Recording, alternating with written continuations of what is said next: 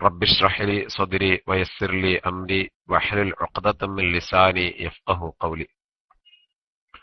صلى الله عليك يا حبيبي يا رسول الله.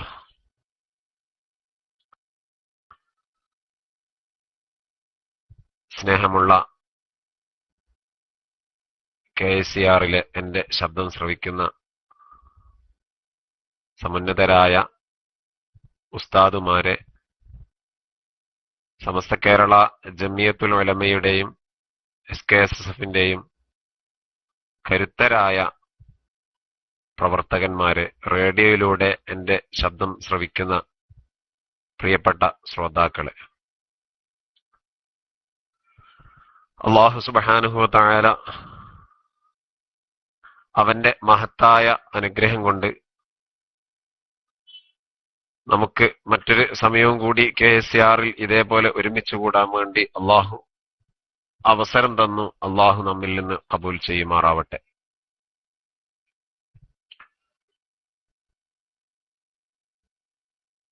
ചരിത്രത്തിന്റെ നാൾവഴികളിലൂടെ പരിശുദ്ധമായ മക്കയിലെ ഏറ്റവും ശ്രേഷ്ഠമാക്കപ്പെട്ട കഅബ ശരീഫുമായി ബന്ധപ്പെട്ട്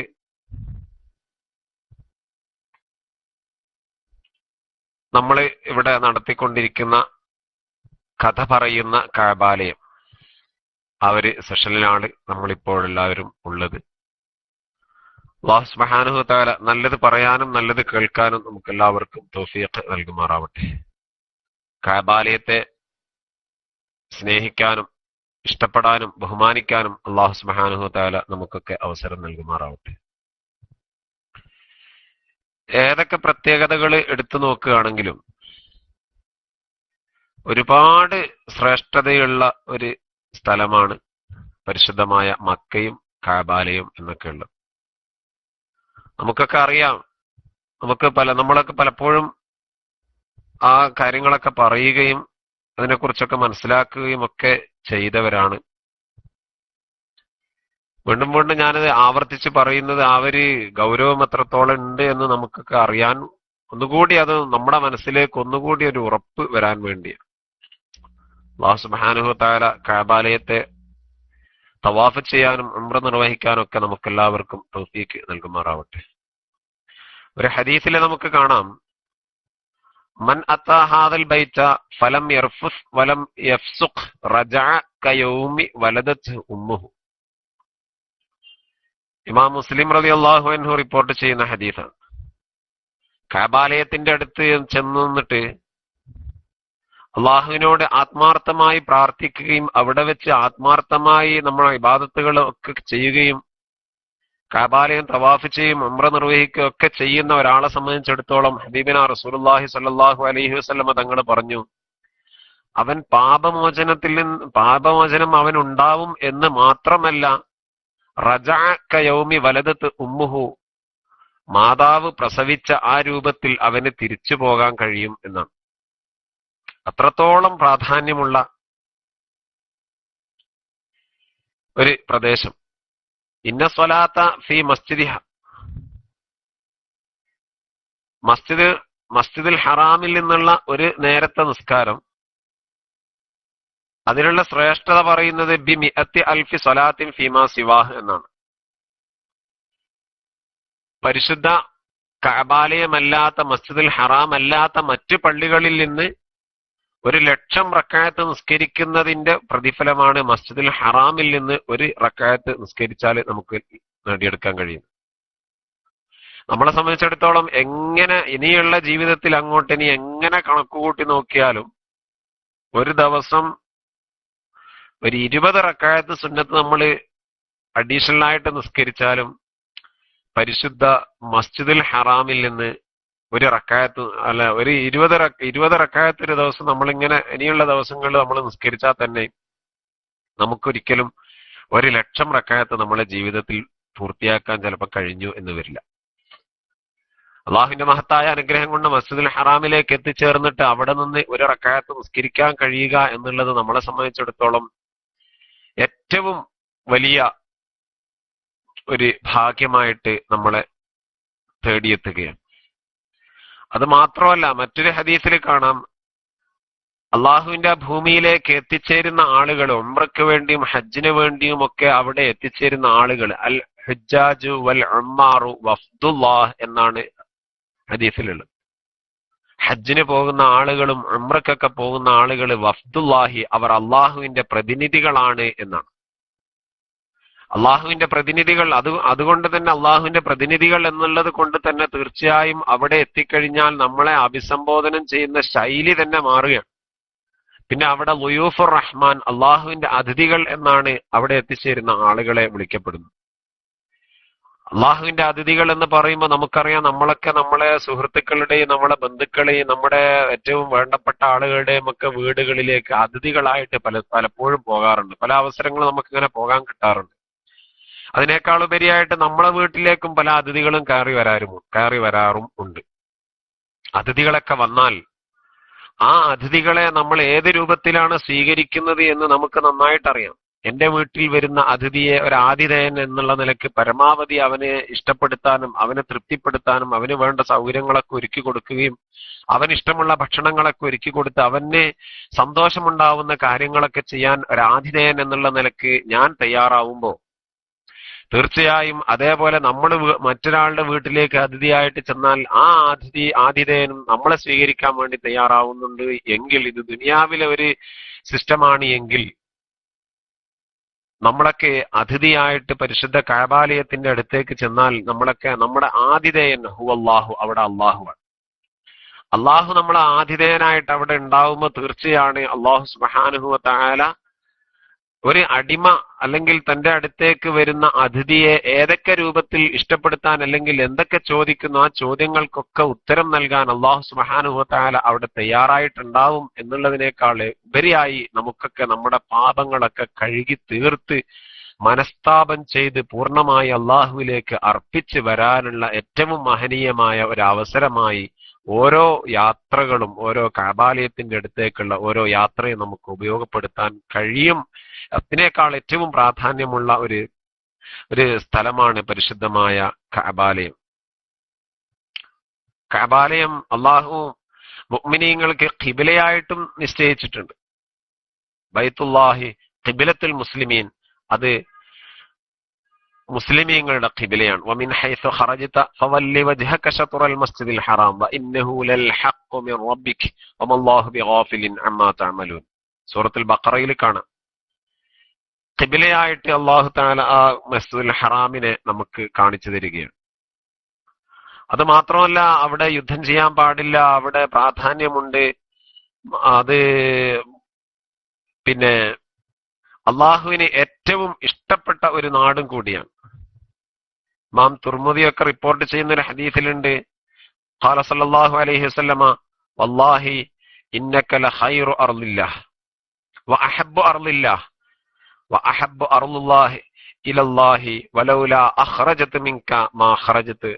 റസൂലുള്ളാഹി സ്വല്ലല്ലാഹു അലൈഹി വസല്ലമ തങ്ങൾ പറയുന്നുണ്ട്, അള്ളാഹുവിന് ഭൂമിയിൽ ഏറ്റവും പ്രിയപ്പെട്ട ഏറ്റവും ഇഷ്ടപ്പെട്ട ഒരു നാട് അത് പരിശുദ്ധ കഅബാലയം, പരിശുദ്ധ മക്കയാണ്. ആ മക്കയിലേക്ക് വലൗലാ അഖ്റജത മിൻക മാ ഖറജത, എന്റെ ജനത നിന്നിൽ നിന്ന് എന്നെ പുറത്താക്കിയില്ലായിരുന്നുവെങ്കിൽ ഞാൻ ഇവിടെ നാട് വിട്ടു പോകുമായിരുന്നില്ല എന്ന് മഹാനായ റസൂലുള്ളാഹി സ്വല്ലല്ലാഹു അലൈഹി വസല്ലമ പരിശുദ്ധ കഅബാലയത്തെ കുറിച്ച്, മക്കയെ കുറിച്ച് പറഞ്ഞതായിട്ട് ഹദീസിലൊക്കെ നമുക്ക് കാണാൻ കഴിയും. ഇങ്ങനെ ഏതൊക്കെ മാനദണ്ഡങ്ങൾ എടുത്തു നോക്കുകയാണെങ്കിലും നമ്മൾ പറഞ്ഞല്ലോ, അവ്വലു മാ ഖലഖല്ലാഹു തആല തുറാബിൽ കഅബ, ആദ്യമായിട്ട് അല്ലാഹു തആല പടച്ചത് കഅബാലയത്തിന്റെ മണ്ണാണ് എന്ന് നമ്മൾ ചർച്ച ചെയ്തു. ഏത് മാനദണ്ഡങ്ങൾ എടുത്തു നോക്കുകയാണെങ്കിലും അള്ളാഹുവിന്റെ ആ ഭൂമി വളരെ ബഹുമാനപ്പെട്ടതും വളരെ ശ്രേഷ്ഠമായതും വളരെ പ്രാധാന്യമുള്ളതുമാണ്. എന്റെ ശബ്ദം ശ്രവിക്കുന്ന മുഴുവൻ ആളുകൾക്കും അല്ലാഹു സുബ്ഹാനഹു വ തആല പരിശുദ്ധ കഅബാലയത്തിന്റെ അടുത്ത് ചെന്ന് തവാഫും ഉംറയും ഇബാദത്തുകളുമൊക്കെ നിർവഹിക്കാനും എല്ലാവർക്കും തൗഫീഖ് നൽകുമാറാവട്ടെ. ആമീൻ എന്ന് ഈ അവസരത്തിൽ ഞാൻ ദുആ ചെയ്യുകയാണ്. തീർച്ചയായും പരിശുദ്ധ കഅബാലയത്തെ കുറിച്ച് നമ്മളിങ്ങനെ കേട്ട് മനസ്സിലാക്കിയിട്ട് അങ്ങോട്ടേക്ക് എത്തിച്ചേരുമ്പോൾ കഅബാലയത്തിനെ ഒന്നുകൂടി അതിന്റെ പ്രാധാന്യത്തോടു കൂടി ഉൾക്കൊള്ളാൻ നമുക്ക് സാധിക്കും. അള്ളാഹു സാധിക്കുമാറാവട്ടെ. അതിനുള്ള ഒരു അവസരമായി ഈ ചെറിയ ഇടവേള അള്ളാഹു നമ്മിൽ നിന്ന് സ്വീകരിക്കുമാറാവട്ടെ.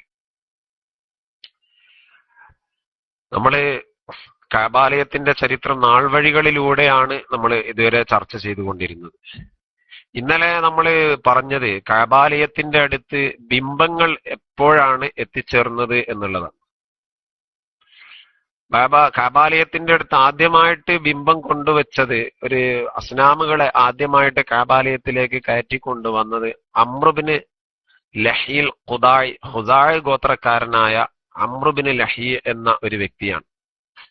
അത് നമ്മൾ ഇന്നലെ ചർച്ച ചെയ്തു. അങ്ങനെ അതിനുശേഷം ഖുസാഅ ഗോത്രക്കാരും ജുർഹും ഗോത്രക്കാരും അമാലിക്ക ഗോത്രക്കാരും പല ഗോത്രക്കാരും ഇങ്ങനെ താവഴിയായിട്ട് കഅബാലയത്തിന്റെ സംരക്ഷകരായിട്ട് ഇങ്ങനെ കഴിഞ്ഞു പോന്ന ആ ഒരു ഘട്ടത്തിൽ പിന്നീട് കഅബാലയത്തിന്റെ അധികാരം പൂർണ്ണമായിട്ടും ഖുറൈശികളുടെ കൈകളിൽ എത്തിച്ചേരുകയാണ്. ഖുറൈശികളുടെ കൈകളിൽ കഅബാലയത്തിന്റെ അധികാരം എത്തിച്ചേരുന്ന ആ സമയത്തേക്ക് അപ്പോഴേക്ക് കഅബാലയത്തില് അതിന്റെ പരിസരത്തുമായിട്ട് 300-ലധികം അസ്നാമുകളെ, ബിംബങ്ങളെ അവരുണ്ടാക്കി വെച്ചു. അങ്ങനെ ബിംബങ്ങളെ ഉണ്ടാക്കി വെക്കുകയും ആ ബിംബങ്ങളെ ആരാധിക്കുന്ന ഒരു അവസ്ഥയിലേക്ക് അവര് എത്തുകയും ചെയ്തു. തീർച്ചയായും നമ്മൾ ഇന്നലെ ഒരുപാട് ബിംബങ്ങളെ കുറിച്ച് പറഞ്ഞിരുന്നു. നൂഹ് നബി അലൈഹിസ്സലാമിന്റെ ജനവിഭാഗം വദ്, സുവാ, യഗൂസ്, യഊഖ്, നസ്ർ എന്നീ ബിംബങ്ങളെ ആരാധിച്ചതായി പരിശുദ്ധ ഖുർആൻ പോലും പറയുന്നുണ്ട്. അതേപോലെ ഖുറൈശികളെ ആരാധിച്ചിരുന്ന മക്ക മുശ്രിക്കീങ്ങൾ ആരാധിച്ചിരുന്ന പ്രധാനപ്പെട്ട ബിംബങ്ങളിൽ ലാത്ത, ഉസ്സ, മനാത്ത, ഹുബില്, ആസാഫ്, നായില്, മജാവിറു രീഹ്, മത്അമുത്തീർ എന്നൊക്കെ പറയുന്ന ഒരുപാട് ബിംബങ്ങൾ. അത് പേരറിയുന്ന ചില ബിംബങ്ങൾ മാത്രമാണ്. പേരറിയാത്തതും അല്ലാത്തതുമായ ഒരുപാട് ബിംബങ്ങളെ നമുക്ക് മറ്റ് കഅബാലയത്തിൽ ഒരുപാട് ഉണ്ടായിട്ടുണ്ട്. ഇതിൽ നമ്മൾ ലാത്തയെ കുറിച്ച് ഇന്നലെ പറഞ്ഞിരുന്നു. ലാത്ത എന്ന് പറഞ്ഞാൽ കഅബാലയത്തിന്റെ അടുത്തായിരുന്നില്ല ലാത്ത ഉണ്ടായിരുന്നത് എന്നാണ് ചരിത്രങ്ങൾ. ത്വായിഫിലെ ഒരു പ്രത്യേക ഒരു താഴ്വരയില് അവിടുത്തെ കെട്ടിടങ്ങൾക്കൊക്കെ ഒരു പ്രത്യേകത ഉണ്ട്. ആ കെട്ടിടങ്ങളൊക്കെ ചതുരാകൃതിയിൽ നിർമ്മിച്ച കെട്ടിടങ്ങളായിരുന്നു. ആ കെട്ടിടങ്ങളുടെ അടുത്തായിരുന്നു ലാത്ത എന്ന ഒരു ബിംബത്തെ അവര് പ്രതിഷ്ഠിച്ചിരുന്നത്. സഖീഫ് ഗോത്രക്കാരിൽപ്പെട്ട ബനു മുഗീസുകാരാണ് ഈ ലാത്ത് എന്ന ഒരു ബിംബത്തെ കൊണ്ടുവരികയും അതിനെ അവിടെ ആരാധിക്കുകയും അതിന് ബലിയർപ്പിക്കുകയും, അത് മാത്രമല്ല ഈ ഹിജാസിന്റെ ആളുകളെ, അഹ്ലുൽ ഹിജാസിലെ ത്വായിഫുകാരായ ആളുകള് ഈ കഅബാലയത്തെ വലയം ചെയ്യുന്നത് പോലെ ഈ ബിംബത്തെ ഒരു സ്ഥലത്ത് പ്രതിഷ്ഠിച്ചിട്ട് അതിന് ചുറ്റുഭാഗത്തും വലയം ചെയ്യുന്ന ഒരവസ്ഥയും അവര് ഉണ്ടാക്കിയെടുത്തിരുന്നു. അതായത് ഹജ്ജിന്റെ സമയത്ത് മാത്രം കഅബാലയത്തിന്റെ അടുത്തേക്ക് പോവുകയും അല്ലാതെ ഒരു തവാഫൊക്കെ ചെയ്യാൻ ആഗ്രഹിക്കുന്ന ആ നാട്ടിലെ ആളുകളൊക്കെ ഈ ലാത്തയുടെ ബിംബത്തിന്റെ അടുത്ത് ചെന്ന് നിന്നിട്ട് ഒരു തവാഫൊക്കെ ചെയ്യുന്ന ഒരു അവസ്ഥയായിരുന്നു അവർക്കുണ്ടായത്.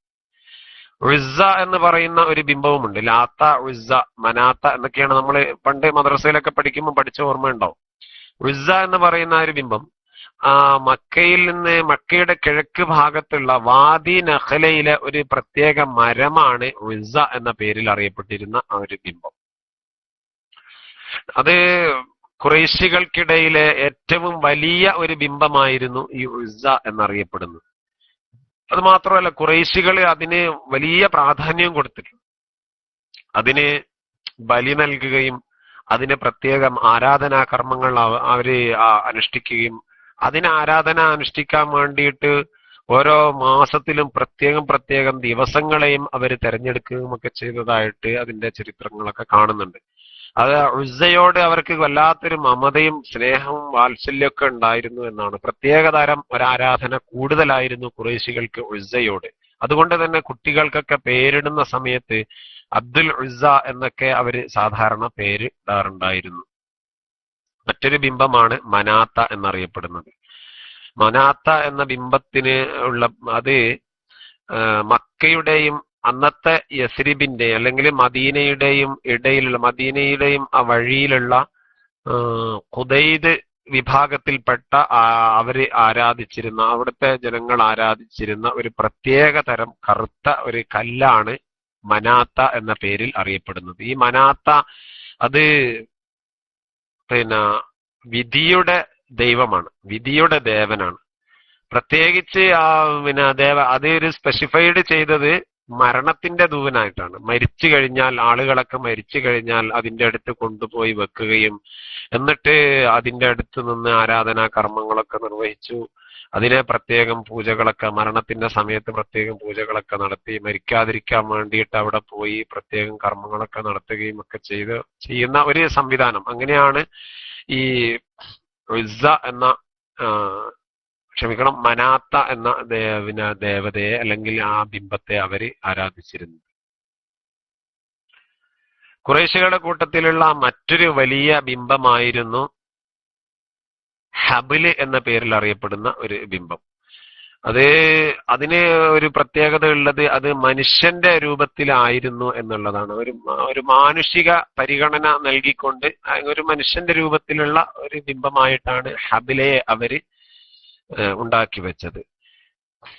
അത് മാത്രമല്ല, അത് ഈ മനുഷ്യരൂപത്തിലുണ്ടാക്കിയത് പ്രത്യേകതരം ഒരു വസ്തു കൊണ്ട്, ഹക്കീക്ക് എന്ന ഒരു പ്രത്യേകതരം ഒരു കല്ല് കൊണ്ടാണ്, ഹക്കീക്ക് കൊണ്ടാണ് അത് ഈ ഹബിലിനെ അവര് സൃഷ്ടിച്ചത്. അതിന്റെ കുറച്ച് ഭാഗം, അതിനോട് അവർക്കുള്ള സ്നേഹം, പ്രത്യേക ആദരവ് കാണണമെങ്കിൽ തന്നെ അതിന്റെ കുറച്ച് ഭാഗം അവർ പൊട്ടിപ്പോയപ്പോ ആ ഭാഗത്തേക്ക് അവര് സ്വർണം പിടിപ്പിക്കുകയാണ് പിന്നീട് ചെയ്തത്. അത്രത്തോളം അവരതിനെ സ്നേഹിച്ചിരുന്നു എന്നാണ്. പിന്നെ മറ്റ് രണ്ട് ബിംബങ്ങളെ പറയുന്നത്, ഒരു ബിംബം ആസാഫ്, മറ്റൊന്ന് നായില. ആസാഫ്, നായില എന്നൊക്കെ അറിയപ്പെടുമ്പോ, അതായത് ഈ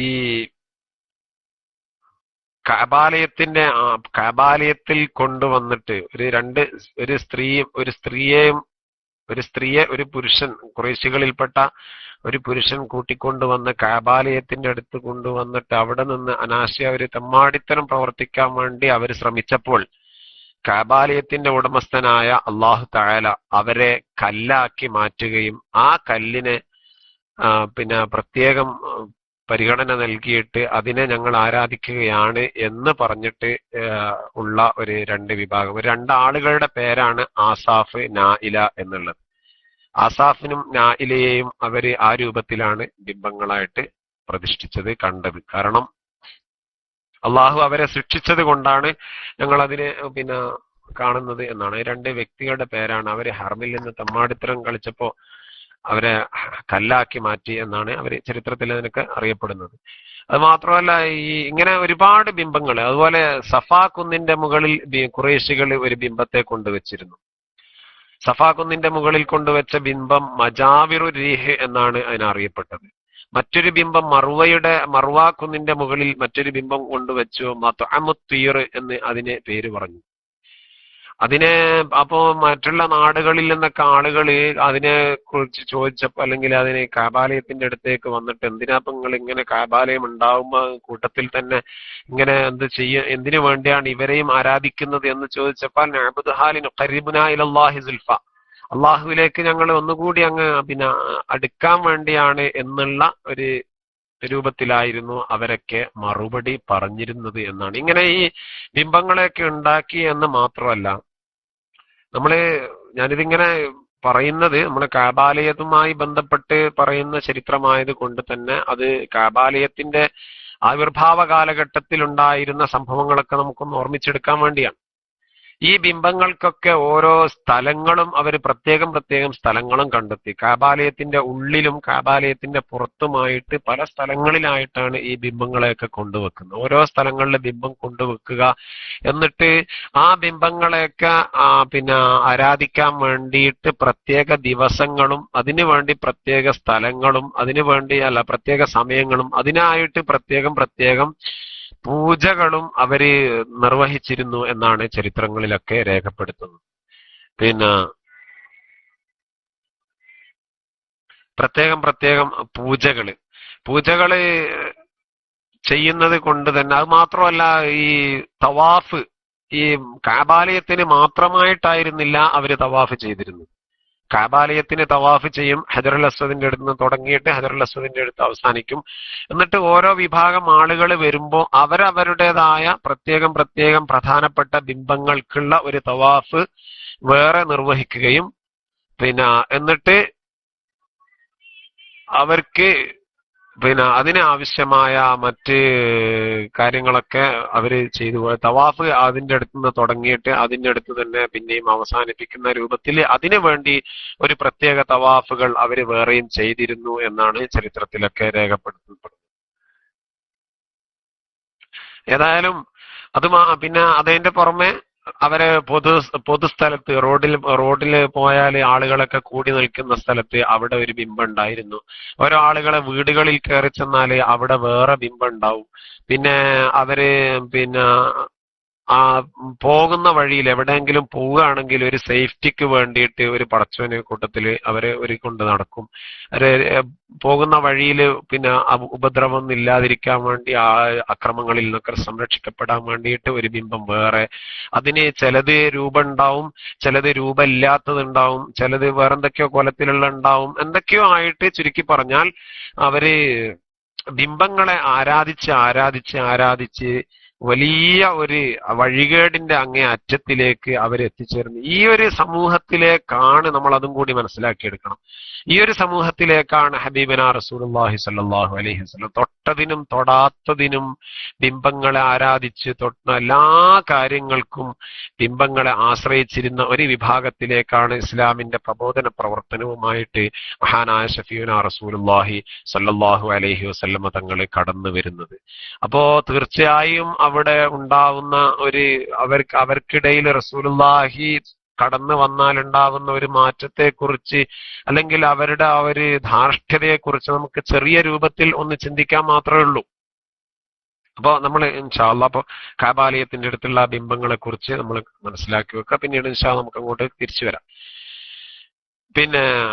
അതിന്റെ ഇടയിൽ പറയേണ്ട മറ്റൊരു കാര്യവും കൂടിയുണ്ട്. ഈ സമയത്ത് നമുക്കറിയാം കഅബാലയം ഇപ്പൊ ഇങ്ങനെ ജനങ്ങളുടെ ഇടയിൽ അറിയപ്പെടാൻ തുടങ്ങി. ഖുറൈശികൾ കച്ചവടക്കാരാണല്ലോ. ഖുറൈശികൾ കച്ചവടക്കാരാണ് എന്നുള്ള നിലക്ക് തന്നെ പല നാടുകളിലേക്കും അവര് കച്ചവടാവശ്യാർത്ഥം സഞ്ചരിക്കും. ഖുറൈശികളുടെ കച്ചവടത്തിന്റെ ആ ഒരു വിഷയം പരിശുദ്ധ ഖുർആനിൽ തന്നെ പറഞ്ഞിട്ടുണ്ട്. ഈലാഫി ഖുറൈശ് ഈലാഫിഹിം റിഹ്ലത ശിതാഇ വസ്സൈഫ്. ശൈത്യകാലത്തും ഉഷ്ണകാലത്തും ഒക്കെയുള്ള അവരുടെ പ്രത്യേകം സ്വാർത്ഥവാഹക സംഘങ്ങളെ കുറിച്ച്, കാഫിലകളെ കുറിച്ച് പ്രത്യേകം ഖുർആൻ പോലും എടുത്തു പറഞ്ഞിട്ടുണ്ട്. അപ്പോ ഈ ഖുറൈശികൾ ഇങ്ങനെ പല നാടുകളിലേക്കും കച്ചവടത്തിനൊക്കെ പോകുന്ന സമയത്ത് അവരെത്തിച്ചേരുന്ന ആ നാട്ടിൽ പ്രത്യേകം ഈ കഅബാലയത്തിനെ കുറിച്ചും അതേപോലെ കഅബാലയത്തിന്റെ അടുത്ത് ഉള്ള ബിംബങ്ങളെ കുറിച്ചുമൊക്കെ ഉള്ള ഒരു പ്രത്യേക വിവരണങ്ങൾ അവർക്ക് നൽകുകയും അവരെയൊക്കെ കഅബാലയത്തിലേക്ക് ആകർഷിക്കുകയും അതുമാത്രമല്ല ഹജ്ജിനെ കുറിച്ചും മറ്റുമൊക്കെ അവരെ ഓർമ്മിപ്പിക്കുകയും ഒക്കെ ഈ ഖുറൈശികൾ ചെയ്തുകൊണ്ടിരുന്നതിന്റെ അടിസ്ഥാനത്തിൽ അങ്ങനെ ഈ മക്ക എന്ന ഒരു പ്രദേശം വളരെ മഷ്ഹൂറാവുകയും ലോകത്തിന്റെ വിവിധ ഭാഗങ്ങളിൽ നിന്ന് എത്തിപ്പെടാൻ കഴിയാവുന്ന രൂപത്തിലൊക്കെ ആളുകൾ ഈ പരിശുദ്ധ മക്കയിലേക്ക് എത്തിച്ചേരുകയും മക്ക വലിയ ഒരു കച്ചവട കേന്ദ്രം എന്നുള്ള നിലക്ക് തന്നെ വളർന്നു വരികയും ചെയ്തു. മക്ക കച്ചവട കേന്ദ്രമായി വളർന്നു വന്നപ്പോ തൊട്ടടുത്തുണ്ടായിരുന്ന യമൻ എന്ന ഒരു പ്രദേശം, ആ യമനിന്റെ ഏറ്റവും വലിയ പ്രത്യേകത തന്നെ അല്ലാഹു സുബ്ഹാനഹു വ തആല നല്ല മഹത്തായ അനുഗ്രഹം ചെയ്ത ഒരു പ്രദേശമാണ് യമന് എന്നുള്ളത്. അവിടെ നല്ല രൂപത്തിൽ മഴ ലഭിക്കുകയും ഒരുപാട് പച്ചപ്പുകളൊക്കെ നിറഞ്ഞ് എന്ന് വെച്ചാൽ കൃഷിയോഗ്യമായ വലിയ ഒരു പ്രദേശമായിട്ട് യമൻ മാറുകയും ഒരുപാട് വിവിധങ്ങളായ പഴങ്ങളും പച്ചക്കറികളും ഒക്കെ അവിടെ കൃഷി ചെയ്ത് അവർ നിറക്കുകയും ചെയ്തു.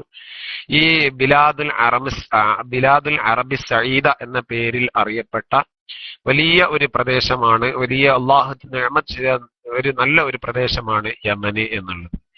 ഈ യമൻകാരും വലിയ കച്ചവടക്കാരായിരുന്നു. കച്ചവടാവശ്യാർത്ഥം അവർ ലോകത്തിന്റെ വിവിധ ഭാഗങ്ങളിൽ സഞ്ചരിക്കാറുണ്ടായിരുന്നു. കിഴക്ക് ഭാഗത്ത് കൂടും, അതേപോലെ മധ്യധരണ്യാഴി വഴി ബഹറുൽ ഔസത്ത് വഴി അവര് സഞ്ചരിക്കും. അങ്ങനെ കച്ചവട ആവശ്യാർത്ഥം കേരളത്തിലേക്കും വന്നിട്ടുണ്ടല്ലോ യമനികളൊക്കെ.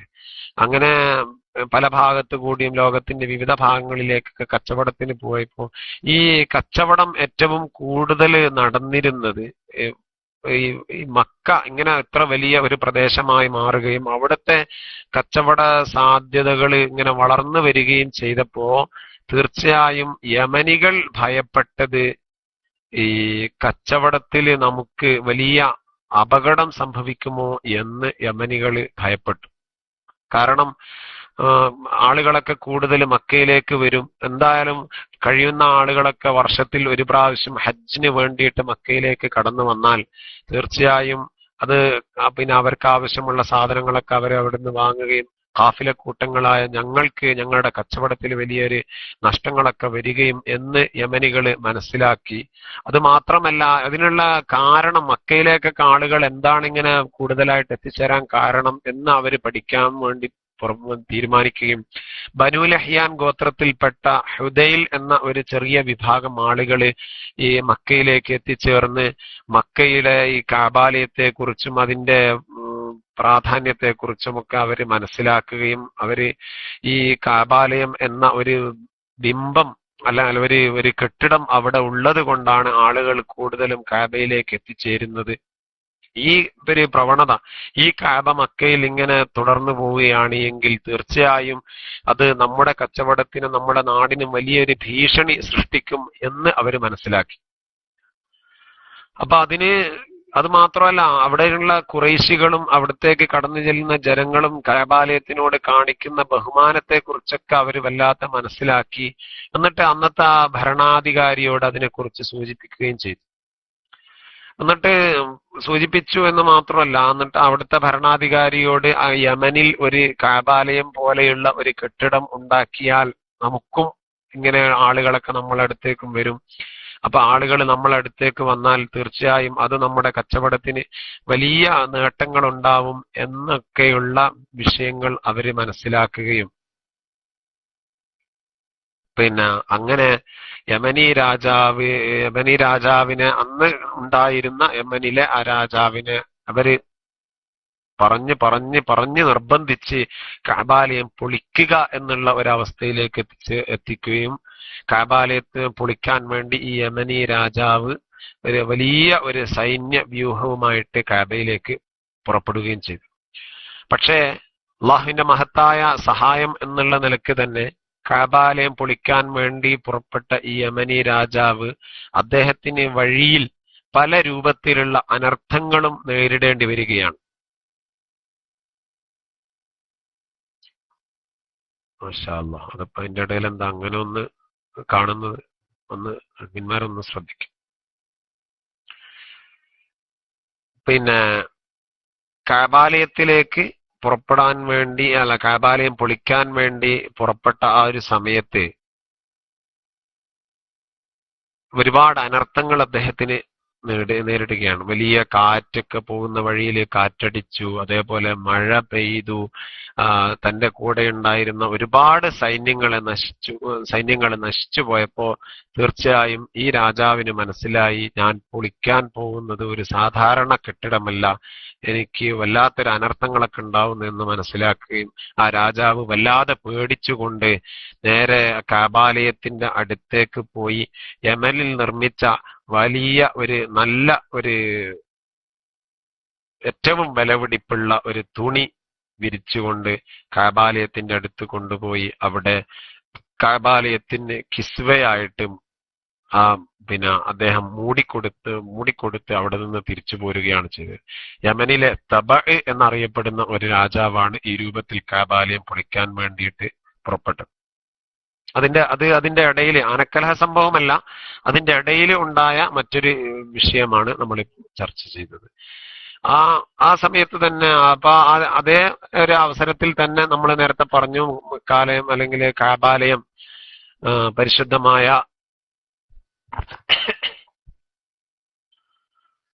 കഅബാലയത്തിന്റെ സംരക്ഷണം ആ സമയത്ത് ഖുറൈശികളുടെ കൈകളിലായിരുന്നു എന്ന് നമ്മൾ പറയുകയുണ്ടായി. പിന്നീട് ഖുറൈശികളിൽപ്പെട്ട ബഹുമാനപ്പെട്ട ഹാഷിം ഇബ്നു അബ്ദു മനാഫ് എന്നിവരുടെ കൈകളിലേക്കാണ് ഖുറൈശികൾ പിന്നെ ഖുറൈശികളുടെ ഒരു നേതൃത്വ സ്ഥാനത്തേക്ക് കയറി വരുന്നത് ഹാഷിം ബിൻ അബ്ദു മനാഫാണ്. ഈ ഹാഷിം ബിൻ അബ്ദു മനാഫ് കഅബാലയത്തിന്റെ നേതൃത്വ സ്ഥാനത്തേക്ക് അല്ലെങ്കിൽ ഖുറൈശികളുടെ നേതൃത്വ സ്ഥാനത്തേക്ക് എത്തിച്ചേർന്നപ്പോ അദ്ദേഹത്തിന്റെ ഒരു ഏറ്റവും വലിയ പ്രത്യേകത തന്നെ അദ്ദേഹം വലിയ ഒരു ധർമ്മിഷ്ഠനായിരുന്നു. അദ്ദേഹം ഖുറൈശികളിൽ നിന്ന് ചെറിയ ചെറിയ സംഖ്യകളൊക്കെ സ്വരൂപിച്ച് വെച്ചിട്ട് കഅബാലയത്തിന്റെ അടുത്തേക്ക് വരുന്ന ആളുകൾ, ഹജ്ജിന് വേണ്ടിയിട്ട് വരുന്ന ആളുകൾക്ക് ഭക്ഷണവും വെള്ളവും നൽകുന്ന ഒരു സംവിധാനം അദ്ദേഹം ഉണ്ടാക്കിയെടുത്തു. കഅബാലയത്തിലേക്ക് വർഷത്തിൽ ഒരു പ്രാവശ്യം ഹജ്ജിന് വേണ്ടി വരുന്ന ആളുകൾക്ക് ഭക്ഷണം കൊടുക്കുക. അത് ആദ്യമായിട്ട് ഭക്ഷണം കൊടുത്ത ആളുകളുടെ കൂട്ടത്തിൽ എണ്ണപ്പെടുന്നത് ഹാഷിം ബിൻ അബ്ദു മനാഫിനെയാണ്. അവര് ആളുകൾക്കൊക്കെ ഭക്ഷണം നൽകുക, അതുപോലെ ഹാജിമാർക്ക് പിന്നെ ഏറ്റവും നല്ല സേവനങ്ങൾ, ഈ പ്രത്യേകം ഒരു സിസ്റ്റമാറ്റിക് ആയിട്ട് ഹാജിമാർക്ക് സേവനം നൽകുന്നതിൽ ഒന്നാം സ്ഥാനത്തായിട്ട് നിന്ന്, അല്ലെങ്കിൽ ആദ്യമായിട്ട് ഇങ്ങനെ ഒരു സേവനം ചെയ്തത് ഹാഷിം ബിൻ അബ്ദു മനാഫ് ആയിരുന്നു. അദ്ദേഹം കഅബാലയുമായി ബന്ധപ്പെട്ട് അതിന്റെ ഒരു നിബന്ധന എന്നുള്ള നിലയ്ക്ക് ഖുറൈശികളും മക്കക്കാരും ഒക്കെ പാലിക്കാൻ വേണ്ടിയിട്ട് ഒരുപാട് 15ഓളം നിബന്ധനകൾ അദ്ദേഹം ഉണ്ടാക്കുകയുണ്ടായി. അത് ഒരുപാട് പ്രാധാന്യമുള്ള കാര്യങ്ങളുണ്ട്. കഅബാലയത്തിനുള്ള പ്രാധാന്യം പ്രത്യേക അത് ആ രൂപത്തിൽ തന്നെ നിലനിർത്തുക, അതുപോലെ ഹാജിമാർക്ക് വെള്ളം കൊടുക്കുക, ഭക്ഷണം കൊടുക്കുക, അവർക്ക് ആവശ്യമായ സംരക്ഷണങ്ങൾ നൽകുക, അതേപോലെ അവരെ കച്ചവടത്തിലും അതേപോലെ അന്നുണ്ടായിരുന്ന കച്ചവടത്തിലും യുദ്ധത്തിലും ഒക്കെ പരസ്പരം ഉണ്ടാവുന്ന സംഘട്ടനങ്ങളിലൊക്കെ നിയമങ്ങളൊക്കെ പാലിച്ചുകൊണ്ട് വളരെ മാന്യമായ രൂപത്തിൽ അതൊക്കെ നിയമങ്ങളൊക്കെ പാലിച്ചുകൊണ്ടുള്ള ഒരു ഇടപാടുകളായിരിക്കുക. വരുന്ന അതിഥികളെ പരമാവധി ബഹുമാനിച്ചുകൊണ്ട് അവർക്ക് വേണ്ട രൂപത്തിലുള്ള സംരക്ഷണങ്ങളൊക്കെ നൽകുക. അതിനേക്കാളേറെ അവര് പ്രാധാന്യമായിട്ട് കണ്ടത് അവരുടെയൊക്കെ ബിംബങ്ങൾക്ക് പ്രത്യേകം ധനം സംഭരിക്കുക എന്നുള്ള ഒരു സംവിധാനവും കൂടി അവര് നേടിയെടുത്തിരുന്നു. അതുപോലെ കഅബയുടെ അടുത്ത് വെച്ച് ഉച്ചത്തിൽ സംസാരിക്കാതിരിക്കുക തുടങ്ങിയ നിയമങ്ങളൊക്കെ അവര് നിർമ്മിക്കുകയുണ്ടായി. അതിൽ പ്രധാനപ്പെട്ട ഒന്നാണ് കഅബാലയത്തിന്റെ അടുത്തുള്ള ബിംബങ്ങൾക്ക് പ്രത്യേകം പിരിവ് അല്ലെങ്കിൽ ഫണ്ട് ഉണ്ടാക്കുന്ന ഒരു സംവിധാനം കണ്ടെത്താൻ. ഓരോ ദൈവങ്ങൾക്കും ഓരോ ബിംബങ്ങൾക്കും പ്രത്യേകം ഫണ്ട്. അത് ആളുകൾ ചിലപ്പോൾ അങ്ങനെയൊക്കെ ഉണ്ടാകുമല്ലോ, ഓരോ സ്ഥലത്തും ഇങ്ങനെ പ്രത്യേക ഒരു പിന്നെ സംവിധാനമൊക്കെ ആക്കിയിട്ട് അതിന് വേണ്ടിയിട്ടുള്ള ഫണ്ട് കണ്ടെത്താൻ വേണ്ടിയിട്ട് എഴുതി. അപ്പൊ ഇങ്ങനെ ഒരു 15ഓളം നിയമങ്ങളൊക്കെ ഉണ്ടാക്കി വെച്ചപ്പോ ഈ നിയമങ്ങൾ ഹാജിമാർക്ക് വലിയ പ്രയോജനം ചെയ്തു എന്ന് മാത്രമല്ല, ഈ ഖുറൈശികളോടുള്ള മതിപ്പും അവരോടുള്ള സ്നേഹവും ബഹുമാനവും ഒക്കെ അവർക്ക് വർദ്ധിച്ചു വരികയാണ് ഇതോടുകൂടി ഉണ്ടാവുന്നത്. അത് മാത്രമല്ല, പിന്നെ അതിനുശേഷം അബ്ദുൽ മുത്തലിബാണ് കഅബാലയത്തിന്റെ ഒരു സംരക്ഷകനായിട്ട് വരുന്നത്. ഇൻഷാ അല്ലാഹ് നമുക്ക് വിശാലമായിട്ട് തന്നെ അത് ഘട്ടം ഘട്ടമായിട്ട് ആ രൂപത്തിലേക്കൊക്കെ ഉള്ള ഒരു ചർച്ചകളൊക്കെ വരാം. അതിപ്പോ ഒന്ന് ചെറുതായിട്ട് അതിന്റെ ഒരു ഇൻട്രഡക്ഷൻ എന്നുള്ള നിലയ്ക്ക് ഇങ്ങനെ പറഞ്ഞു പോവാണ്. ഹാജിമാർക്ക് കുടിക്കാൻ വേണ്ടി പ്രത്യേക തരത്തിലുള്ള തേനും കാരക്കയും ഒക്കെ ചേർത്തുള്ള ഒരു പ്രത്യേക തരം പാനീയം അബ്ദുൽ മുത്തലിബ് ഉണ്ടാക്കിയിരുന്നു എന്നുള്ളതാണ്. പിന്നെ അവർക്ക് സംസം വെള്ളം കൂടുതൽ കുടിക്കാൻ വേണ്ടിയിട്ട് സംസം വെള്ളം കൊടുക്കുക. പിന്നെ ഹദിയ ആയിക്കൊണ്ട് വരുന്ന ആളുകളിൽ നിന്ന് പ്രത്യേക ഫണ്ട്, പിന്നെ മറ്റു സാമ്പത്തികമായിട്ടൊന്നും സ്വീകരിക്കാതെ തന്നെ പിന്നെ അവർക്ക് വേണ്ടിയിട്ടുള്ള അവർക്ക് പിന്നെ ധർമ്മമായിക്കൊണ്ട് അവർക്ക് ഭക്ഷണമൊക്കെ വിതരണം ചെയ്യുന്ന ഒരു സംവിധാനം ഖുറൈശികൾ വളരെ മനോഹരമായ രൂപത്തിൽ അതൊക്കെ പ്രാവർത്തികമാക്കുകയും അള്ളാഹുവിന്റെ കഅബാലയത്തെ ബഹുമാനിക്കുന്ന കാര്യത്തിൽ അങ്ങേയറ്റം പ്രാധാന്യം ഖുറൈശികൾ കൊടുക്കുകയും ചെയ്തു എന്നുള്ളതാണ് ഈ ചരിത്രത്തിലൊക്കെ നമുക്ക് കാണാൻ കഴിയുന്നത്. ഖുറൈശികളുടെ കൈകളിൽ കഅബാലയം എത്തിയപ്പോൾ കഅബാലയത്തിന് കൊടുക്കാവുന്ന പരമാവധി ബഹുമാനവും സ്നേഹവും അവര് നൽകിയിരുന്നു എന്നുള്ളതാണ്. ആ സമയത്താണ് ഞാൻ നേരത്തെ പറഞ്ഞുവല്ലോ, ഖുറൈശികളുടെ കൂട്ടത്തിൽ ബഹുമാനപ്പെട്ട അബ്ദു മനാഫ് അവരാണ് ഈ ദാറുൻ നദുവ എന്ന ഒരു സംവിധാനം രൂപപ്പെടുത്തുന്നത്. ഖുറൈശികളാണ് ദാറുൻ നദുവ എന്ന ഒരു സംവിധാനം, ഒരു വീട്, ഒരു പ്രത്യേക തരത്തിലുള്ള ഒരു കെട്ടിടം അവർ നിർമ്മിക്കുകയും ക്രിസ്തുവർഷം 440 ഈ ദാറുൻ നദുവ ഉണ്ടാക്കുന്നത്. അത് ദാറുൻ നദുവ ഉണ്ടാക്കുന്നത് ഹുസൈന്റെ കാലത്താണെങ്കിൽ പോലും അതിനെ പ്രാധാന്യത്തോടു കൂടി എടുക്കുന്നത്, ഗൗരവത്തോടെ എടുക്കുന്നത് ഖുറൈശികളാണ്. ക്രിസ്തുവർഷം 440 ഈ ദാറുൻ നദുവ നിർമ്മിക്കുന്നത്. ഈ ദാറുൻ നദുവയുടെ അവരേറ്റവും കൂടുതലായിട്ട് അവര് കണ്ട ഉപയോഗങ്ങൾ, ദാറുൻ നദുവയിൽ അവര് ഏറ്റവും കണ്ട ഉപയോഗങ്ങള്, പിന്നെ ആളുകളൊക്കെ കൂടിയിരുന്ന് ചർച്ച ചെയ്യാൻ കാര്യങ്ങൾ, കഅബാലയവും അതുപോലെ അവർക്കുള്ള പ്രധാനപ്പെട്ട വിഷയങ്ങളൊക്കെ ചർച്ച ചെയ്യാനുള്ള ഏറ്റവും പിന്നെ ഒരു അവസരം, ഒരു സ്ഥലം, ഒരു യോഗം, മീറ്റിംഗ് കൂടാനുള്ള ഒരു കോൺഫറൻസ് ഹാൾ എന്ന് വേണമെങ്കിൽ അതിനെ നമുക്ക് വിശേഷിപ്പിക്കാം. ആ രൂപത്തിലുള്ള ഒരു സ്ഥലമായിരുന്നു ദാറുൻ നദുവ. നമുക്ക് അബ്രഹത്ത് പിന്നെ കഅബാലയം പൊളിക്കാൻ വേണ്ടിയിട്ട് കടന്നു വരുന്ന സമയത്ത് ഇവരൊക്കെ ദാറുൻ നദുവയിൽ ഒരുമിച്ച് കൂടിയതും, അതേപോലെ നബി സല്ലല്ലാഹു അലൈഹി വസല്ലമ തങ്ങളുമായി ബന്ധപ്പെട്ട വിഷയങ്ങളിലൊക്കെ ദാറുൻ നദുവയ്ക്കുള്ള പ്രാധാന്യമൊക്കെ നമുക്ക് ചരിത്രത്തിലൂടെ കാണാൻ കഴിയും. പിന്നെ ഖുറൈശി കച്ചവട സംഘങ്ങള് എങ്ങോട്ടെങ്കിലും യാത്ര പുറപ്പെടുന്നുണ്ടെങ്കിൽ ദാറുൻ നദുവയിൽ വരും. എന്നിട്ട് അവിടെ കൂടിയിരുന്ന് അവര് പരസ്പരം കാര്യങ്ങളൊക്കെ ചർച്ച ചെയ്തു ഭംഗിയായി തീരുമാനിച്ചതിന് ശേഷം അവർ യാത്ര പുറപ്പെടും.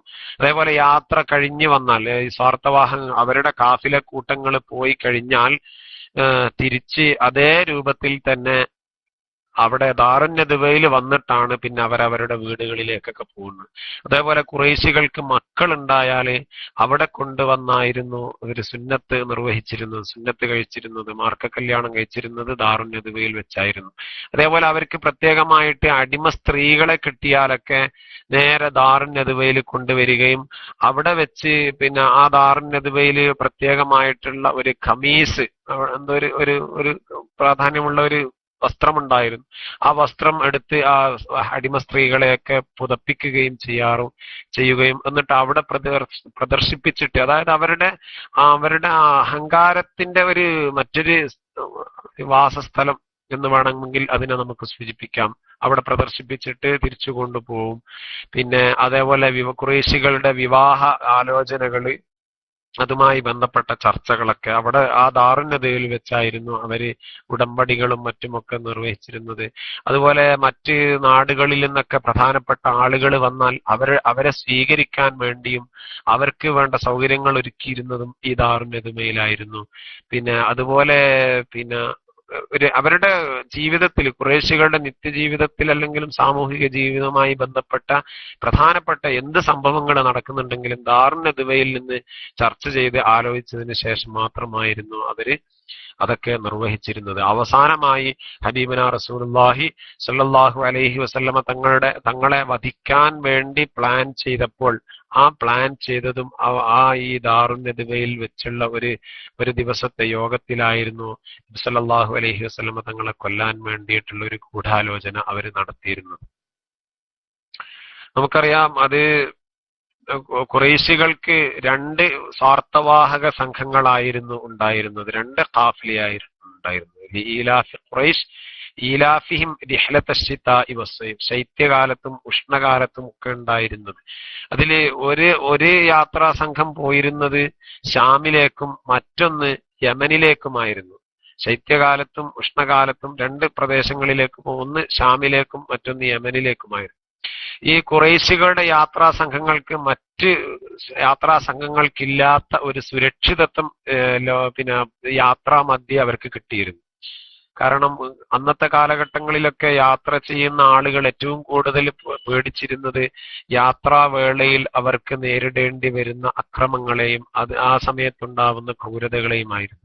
ഖുറൈശികളുടെ സ്വാർത്ഥവാഹക സംഘമാണ് എന്ന് മനസ്സിലായാൽ അന്നത്തെ അക്രമകാരികളായ ആളുകളൊക്കെ പതുക്കെ മാറി നിൽക്കുകയും അവർക്ക് സംരക്ഷണം കൊടുക്കുകയും ചെയ്യുന്ന ഒരു ചുറ്റുപാടായിരുന്നു ഉണ്ടായിരുന്നത്. കാരണം അവര് അഹ്ലു ഹറമില്ല, അള്ളാഹുവിന്റെ ഹറമിന്റെ നാട്ടുകാരും ഹറമിനെ സംരക്ഷിക്കുന്നവരും ഹറമിനെ ബഹുമാനിക്കുന്നവരും ഹറമുമായി ബന്ധപ്പെടുന്നവരും ആണ് എന്നുള്ള നിലക്ക് വളരെ ബഹുമാനത്തോടു കൂടി ഖുറൈശികളെ അവര് കണ്ടിരുന്നു. ഖുറൈശികളെ യാത്രാ സംഘങ്ങൾക്കും ആ ഒരു പ്രാധാന്യം കിട്ടിയിരുന്നു എന്നുള്ളതാണ്.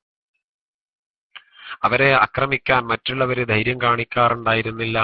അവര് ശൈത്യകാലത്ത് ഖുറൈശികൾ യമനിലേക്കും ഉഷ്ണകാലത്ത് ഷാമിലേക്കുമായിരുന്നു അവരുടെ കച്ചവടം നടത്തിയിരുന്നത്. ഇത് ഒന്നുകൂടി പ്രാധാന്യമായത്, ഒന്നുകൂടി വളരെ ഭംഗിയായ രൂപത്തിൽ അവർ കച്ചവടം നടത്തി വന്നത് അബ്ദു മനാഫിന്റെയും അതിനുശേഷം അബ്ദുൽ മുത്തലിബിന്റെയും കാലഘട്ടത്തിൽ വളരെ വിപുലമായ രൂപത്തിലാണ് ഈ ഈ സ്വാർത്ഥവാഹക യാത്ര അല്ലെങ്കിൽ ഖാഫിലകൾ വളരെ ഭംഗിയായിട്ട് നടന്നിരുന്നത്. പിന്നെ അബ്ദുൽ മുത്തലിബിന്റെ കാലത്ത് ഒന്നുകൂടി വിപുലീകരിച്ചു. ഏറ്റവും നല്ല കച്ചവടക്കാലം അബ്ദുൽ മുത്തലിബിന്റെ കാലമായിരുന്നു എന്നാണ് ചരിത്രത്തിലേക്ക് കാണപ്പെടുന്നത്. അവിടെയുള്ള ആളുകളെ പിന്നെ പല പ്രദേശങ്ങളുമായി ബന്ധപ്പെടുത്തുകയും പല നാടുകളുമായി ബന്ധപ്പെടുകയും അതേപോലെ യമനിലേക്കൊക്കെ കച്ചവടത്തിന് പോയിട്ട് അവിടെ നിന്ന് പഴങ്ങളും മറ്റുമൊക്കെ കച്ചവടങ്ങൾ നടത്തി. അതുമാത്രമല്ല ഫ്രാൻസ്, റോം, അതേപോലെ യമനില് ഹലറൈൻ, ഖസാന എന്നീ പ്രദേശങ്ങളിലേക്കൊക്കെ അവരുടെ കച്ചവട സംഘങ്ങൾ യാത്ര കച്ചവടം വ്യാപിപ്പിക്കുകയും ചെയ്യുന്നുണ്ടായിരുന്നു.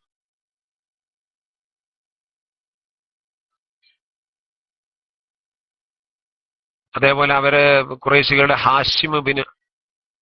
ഹാഷിം എന്നവര് ഷാമിലേക്ക് സ്ഥിരമായിട്ട് കച്ചവടത്തിന് പോകുന്ന ഒരു ആളായിരുന്നു.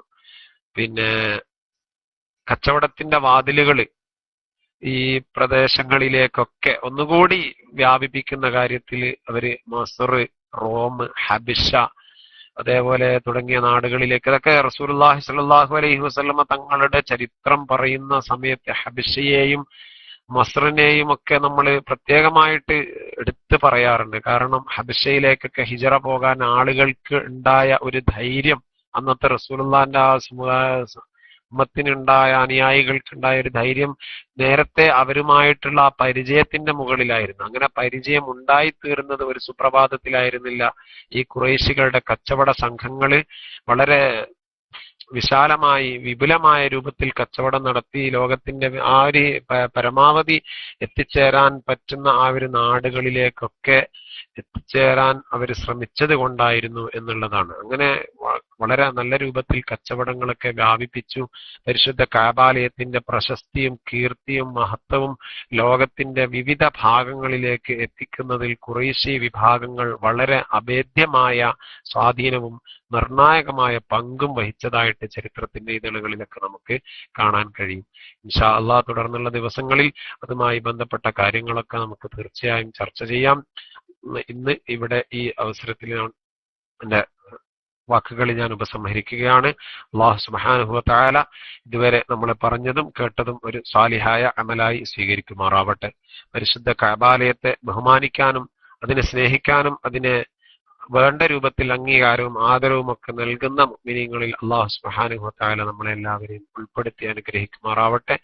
ഈ ശബ്ദം കേൾക്കുന്ന ലോകത്തിന്റെ വിവിധ ഭാഗങ്ങളിലുള്ള പ്രദേശങ്ങളിലുള്ള ആളുകൾക്ക് പരിശുദ്ധ കഅബാലയത്തിന്റെ അടുത്തേക്ക് വരാനുള്ള ഒരു കാരണമായി ഈ ഒരുമിച്ച് കൂടലും ഈ ഒരു പ്രാർത്ഥനയും അല്ലാഹു സുബ്ഹാനഹു വ തആല സ്വീകരിക്കുമാറാവട്ടെ. നമ്മുടെ പ്രിയപ്പെട്ടവര്, നമ്മുടെ മാതാപിതാക്കൾ, നമ്മുടെ ഉസ്താദുമാര്, നമ്മുടെ ദുആ കൊണ്ട് വസിയത്ത് ചെയ്തവര്, പ്രത്യേകിച്ച് നമ്മുടെ ഉമ്മയും ഭാര്യ, മക്കളൊക്കെ അവരെയൊക്കെ കൂട്ടിക്കൊണ്ടുവന്ന് കഅബാലയത്തിന്റെ അടുത്ത് വന്നു നിന്ന് അവരെ കൂട്ടി കൈപിടിച്ച് ഒരു തവാഫ് നിർവഹിക്കാനും ഉംറയും ഹജ്ജുമൊക്കെ നിർവഹിക്കാനുള്ള ഒരു അവസരം അല്ലാഹു സുബ്ഹാനഹു വ തആല നമുക്കൊക്കെ നൽകുമാറാവട്ടെ. വീണ്ടും വീണ്ടും കഅബ